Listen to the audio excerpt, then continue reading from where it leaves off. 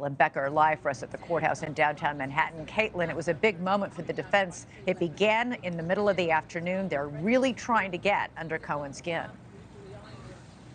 That's exactly right. And they're doing it claws out, Elizabeth. I mean, you read that first question out, and it didn't stop after that. It was question after question after question after question, them coming so fast and furious at times that Michael Cohen muttered to the judge that he had a First Amendment right to actually answer the questions because defense attorney Todd Blanche wasn't letting him.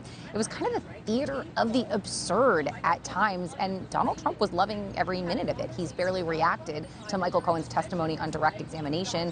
Just a passing glance, but was looking at him while he was on the witness stand and kind of smirking at the table. He looked a little smug at one point. One of the most fiery and contentious exchanges started not long after that first question that Todd Blanche asked about himself. I want to read this to you. Todd Blanche asking Michael Cohen, quote, "You referred to Mr. Trump as a dictator douchebag." Cohen, "Sounds like something I said."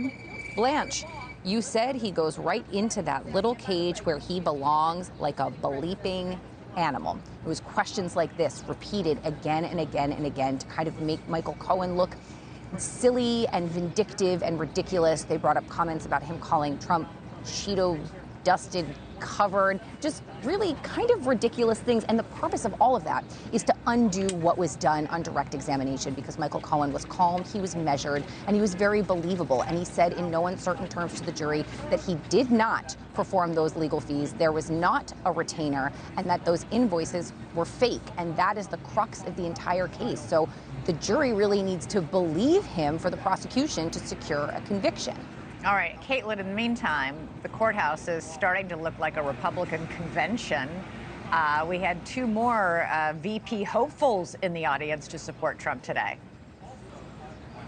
Yeah, there was quite a few surrogates stepping out yesterday and today. House Speaker Mike Johnson being one of them. He sat in the overflow room today. He tried to get in the main court, but Elizabeth, there are so many people showing up for just Michael Cohen's testimony that he couldn't. Take a listen to what he said outside of court.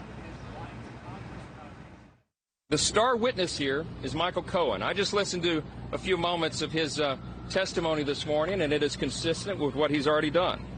This is a man who is clearly on a mission for personal revenge, and who is widely known as a witness who has trouble with the truth.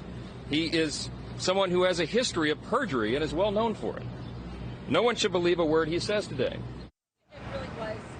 The other surrogates came out kind of in a group later and addressed the media. You had Doug Burgum, Vivek Ramaswamy, but Elizabeth, they were all wearing the exact same outfit. When you see them all together, dressed kind of like mini Trumps, I swear I thought they were going to bust out into song at one point. They looked like a barbershop quartet, and really they are doing a performance. They're performing for an audience of one here. This is for Donald Trump to show their loyalty here. They're saying the things he can't because of the gag order, but really everyone only cares about what Donald Trump is saying, not necessarily them.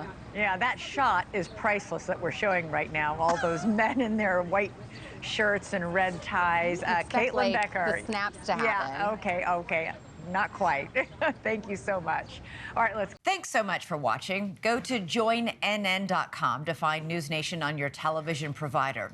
And don't forget to click the red subscribe button below to get more of NewsNation's fact-driven, unbiased coverage.